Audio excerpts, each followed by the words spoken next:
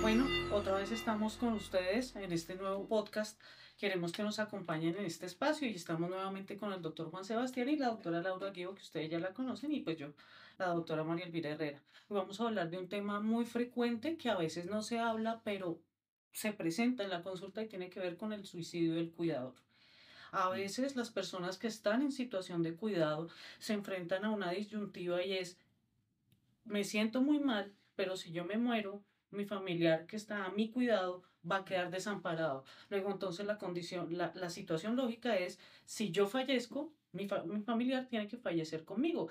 Y muchas veces vemos eso que se llama como un suicidio extendido, ¿sí? Entonces, muchas veces, debido a las enfermedades que normalmente se tratan en este contexto, están dos situaciones. Uno, el suicidio del cuidador, o dos, que el doctor Juan Sebastián lo ve con frecuencia, el suicidio del paciente con enfermedad genética, que es un tema también amplio de hablar. Complicado.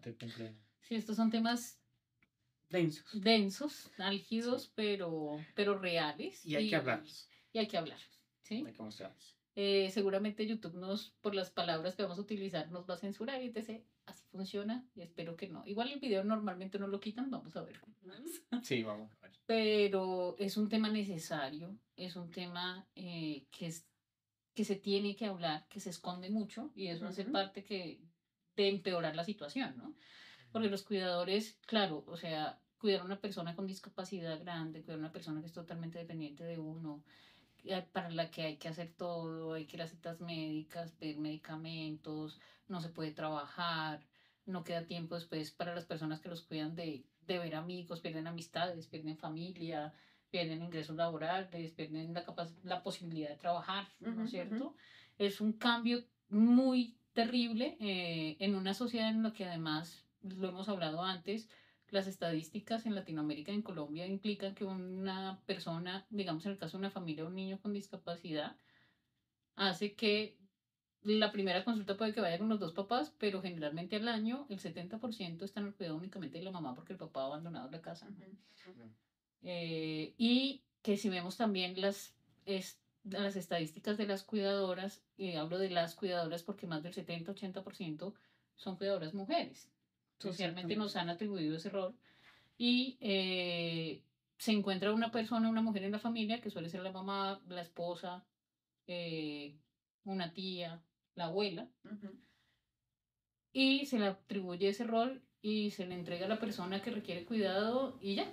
Y el resto de la familia se lava las manos. Se lava las manos, critica de lejos, pero no se involucra en el cuidado y es una cosa muy, muy complicada, una sobrecarga terrible. Sí, termina siendo múltiples factores que los llevan o los llevan a esa decisión al cuidador, porque sumarle, ya lo hemos hablado en otros videos, pues la sobrecarga del cuidador, el síndrome del quemador quemado, pero sumarle el contexto económico, sumarle el contexto social, el no ver, digamos, diferentes salidas en la cuestión económica de sus mismos recursos, la culpabilidad, el sentido de culpa. El sentido de culpa que también lleva a que esa persona, digamos, se genere una percepción muy triste de ella misma y de la situación, y que toda esa situación la lleva a intentar buscar ya no sufrir más. A no soportar. A no soportar más, a no buscar otra salida. Entonces, toda esa sobrecarga, todas esas situaciones económicas, sociales, no ver mejoría, porque tristemente en los pacientes con enfermedades genéticas usualmente no van a mejorar, sino que no hay mejoría dramática. ¿Sí? No hay tratamientos usualmente. Entonces, pequeñitas. Van sumándose una y otra, y que cualquier cosa puede desencadenar alguna situación. Hay veces donde, y ha pasado casos, la muerte de otro familiar. De otro familiar, o casos en donde por la desesperación económica toman deudas y se endeudan en un gota a gota, en cosas así, que puede llevar la situación mucho más peligrosas, y que se ha vivido y que el país ha vivido y ha salido en noticias y ha pasado. Sí. Claro, es cierto. Y una de las principales cosas que ocurre es que el cuidador empieza a experimentar todo ese desgaste y no consulta. Entonces empieza a presentar No pide ayuda. alteraciones del patrón de sueño, empieza a presentar taquicardia, palpitaciones, empieza a presentar sintomatología física, pero la desecha, la pone a un lado, la pone a un lado, y eso va generando también un malestar constante que, uniéndolo a lo que dicen ustedes, cae en el terreno como de esa impotencia y esa frustración, la impotencia y la frustración de no ver la mejoría de mi familiar a pesar de que se le mete la Y ficha. de todo lo que se hace, sí. Sí, claro. No ver la mejoría en el ámbito económico porque no hay de dónde obtener los recursos y enfrentarse a un sistema de salud que a veces puede llegar a ser hostil y te pone muchas trabas para obtener los tratamientos. Claro. Entonces es un Las momento en el citas. que caes en una Así es. desesperanza, aprendida como el mundo que ofrece para mí. O sea, yo estoy dando todo acá por mi familiar, pero el mundo que ofrece para mí, pues mejor no estar. Sí. Claro. Y ahí ve uno esa reacción, ¿no? O sea, a veces ve uno al principio la reacción de, es que el mundo me debe, el universo me debe porque la situación es tan difícil y ve uno como esa rabia inicial, ¿no? Claro. Claro. Después como que ya también cambia eso y llega a ese momento de desesperación en que realmente ya no ven ninguna opción, no Ujú, logran ver ujú. nada bueno. Sí, y hay situaciones donde posiblemente tengan una red o algo pase de que tempranamente puedan salir de ese Sí. ciclo, de esa cosa, pero pueden haber casos donde no haya esa red. Y ahí Muchos es casos. cuando, y que son muchos casos, o precisamente no se ponga algún cuidado y tristemente termina en un desenlace Fatal.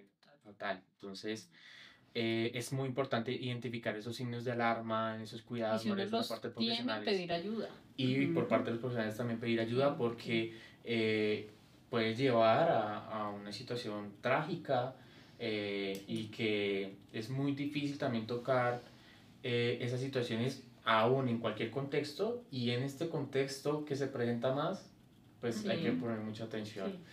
Es que de verdad la gente le da, incluso se sienten avergonzados con ellos mismos y les empeora como esa sensación de culpa Mm, cuando ellos confiesan lo que piensan. Que yo a veces le digo a los pacientes, es que no lo piensa solo usted, relájese. O sea, todo el mundo piensa que sería mejor que de pronto ese hijo o esa persona con discapacidad ya hubiera fallecido o no hubiera nacido. Es un pensamiento normal. A todos se les cruza. Si lo tienen, no se preocupe. Es un pensamiento normal. Todo el mundo lo piensa porque ante una situación difícil es normal ese pensamiento. Y hay muchos cuidadores que le dicen a uno, no se atreven o se sienten mal por ese Muy pensamiento, culpables. como, ay, no, yo soy la peor persona del mundo, soy... No, Ujú. todo el mundo tiene ese pensamiento. Que nadie lo diga es diferente, Ujú. pero cálmese porque es normal y es una reacción totalmente normal. Es parte de Claro. hacer ese proceso de duelo, de aceptación y demás en que algunos pudieron salir bien y en generar esa aceptación y entendimiento de la situación y otros caen en Ujú. no revisar. Claro, porque es que digamos que es difícil enfrentarse a una situación para la que uno no está preparado, porque cuando una persona tiene un hijo, todas sus expectativas y sus ilusiones están puestas en que ese hijo salga adelante, Sea esté perfecto. sano, Sea sea perfecto. esto. Sí, porque claro, De un hecho, hijo, sea perfecto. exacto, un hijo es como la representación de uno, y es lo que uno Lo- quisiera. Todos los papás De quieren algo, lo mejor. algo mejor que Exactamente. uno. Claro. Exactamente. Y cuando tú te enfrentas a que tu hijo está en una desventaja con respecto a otros niños, que es a lo que generalmente nos Sí. ocupamos, porque digamos que cuando eres el cuidador de una persona anciana, pues esa persona anciana ha vivido. Tiene unas Entonces, condiciones diferentes, aunque exactamente. también se presenta ese mismo cansancio del cuidador y demás, pero socialmente pasa lo mismo, ¿no? Se acepta más que si uno tiene más edad y uno está entre más viejo, más cerca de la muerte, es lo habitual. Entonces, digamos que Exactamente. es más fácil asumirlo que cuando Exactamente. Sí, eres el dolor y el impacto de tener ese diagnóstico que lo condena en una situación muy difícil, progresiva y lamentablemente fatal de una edad temprana, se acepta menos porque duele más en la parte de la familia, es como que no tenga tanto esa expectativa de vida como con las otras personas, ni desarrollar todo en las cuestiones de la vida que uno que quisiera su realizar. potencial sea Y no diferente. solo, no solo pasa a nivel del cuidador, sino también el paciente Paciente. también lo puede mirar de esa Sí, es forma, verdad. que tenga esos diagnósticos y se sabe mucho y hay que tener mucho cuidado también con esos diagnósticos también a nivel genético en enfermedades que se puedan presentar tardíamente, que un caso claro y un ejemplo claro es la enfermedad de Huntington. Sí. Y se sabe que, claro, por un antecedente familiar de un padre y demás, Y el fenómeno de anticipación que va el fenómeno de presentándose. anticipación se va aumentando y que esas personas se hacían una prueba y que sabían que, porque con enfermedad de Huntington tiene una penetrancia completa, o sea, sí o sí la van a presentar y pues en el momento yo estoy pensante, estoy con un raciocinio claro, Con soy todas mis independiente, entonces mis facultades. facultades y yo sé que los voy a perder.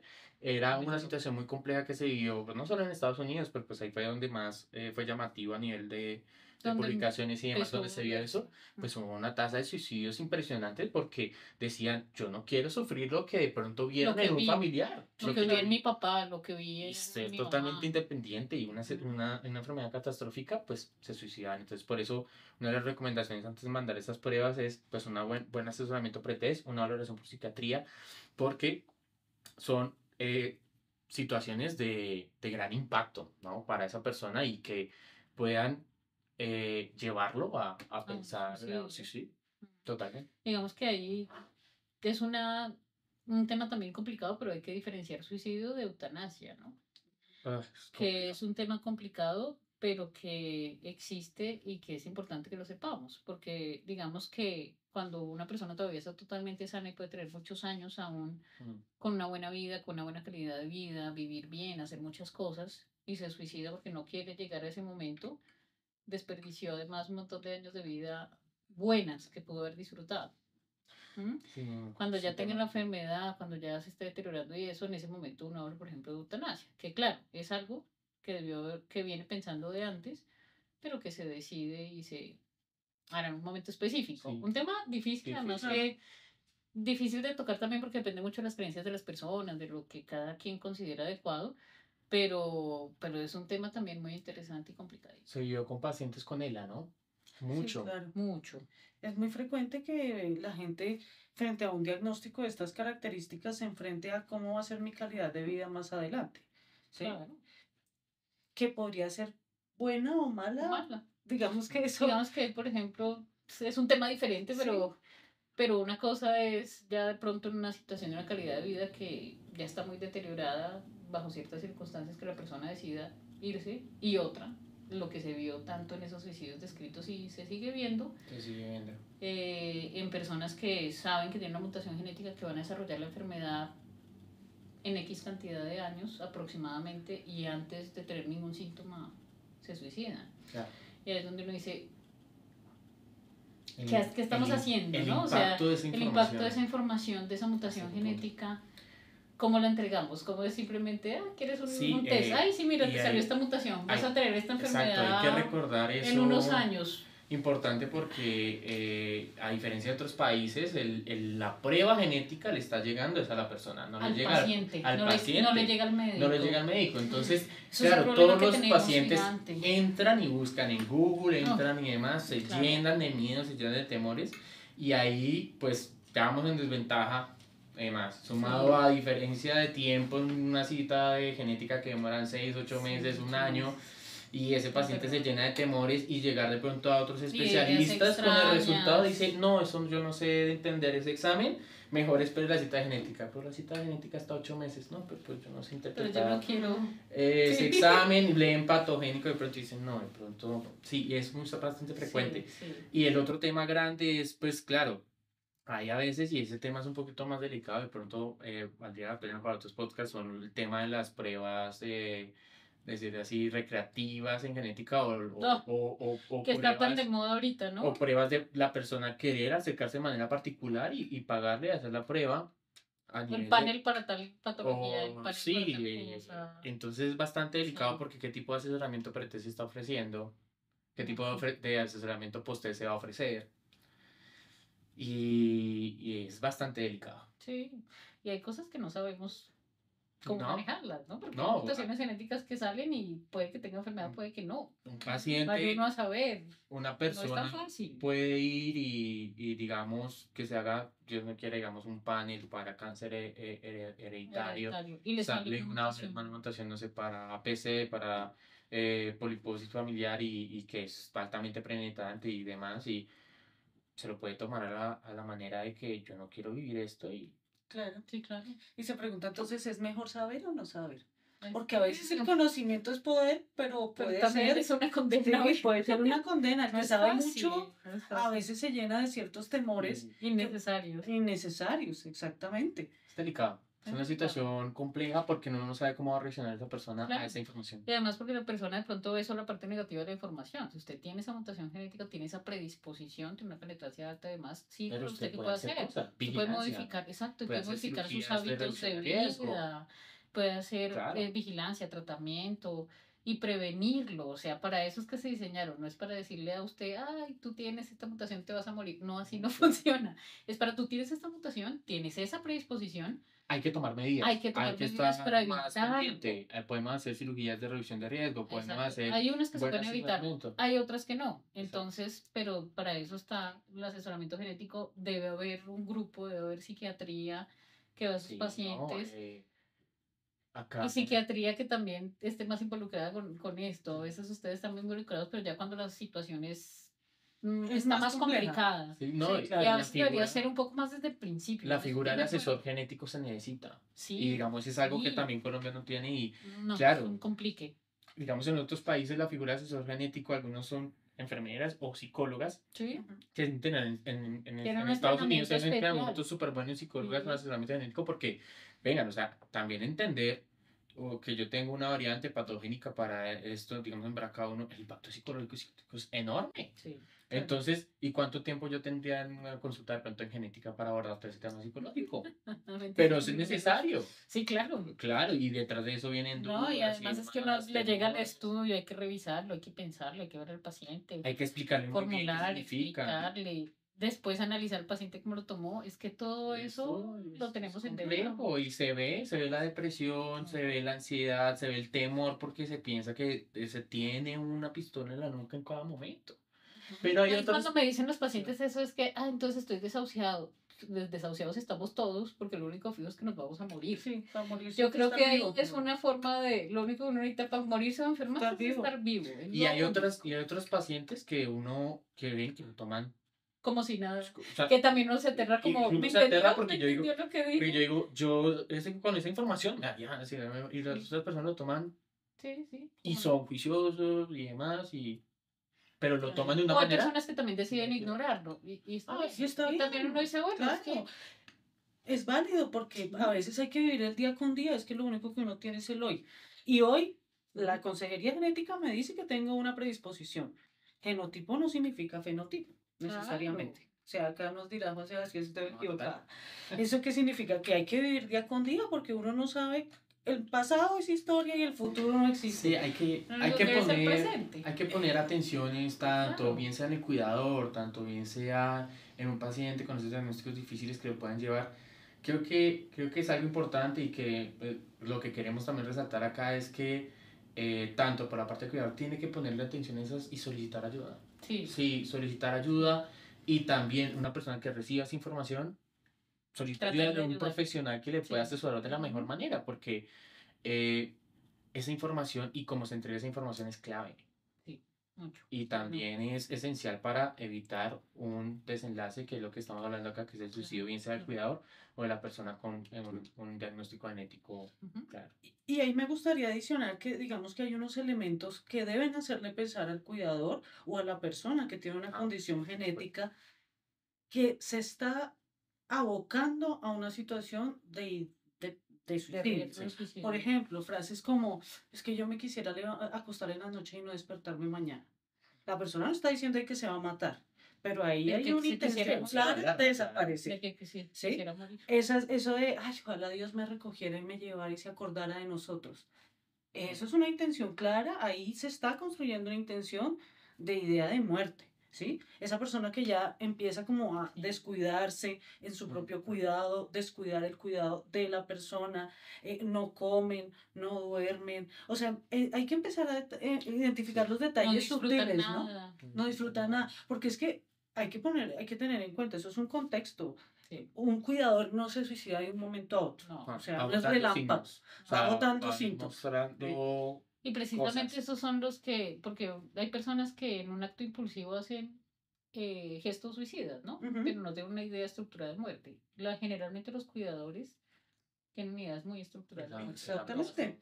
Porque son Porque- personas que no lo decidieron de un día para otro. Llevan Exacto. años pensándolo muchas De veces. eso, Ricardo. Llevan años pensándolo, reforzándolo. Pero entonces, precisamente, si lleva años pensándolo, pida ayuda. Al menos hable con alguien porque de pronto no está viendo otras opciones porque su cerebro ya se quedó atascado en eso. Entonces hay que pedir ayuda.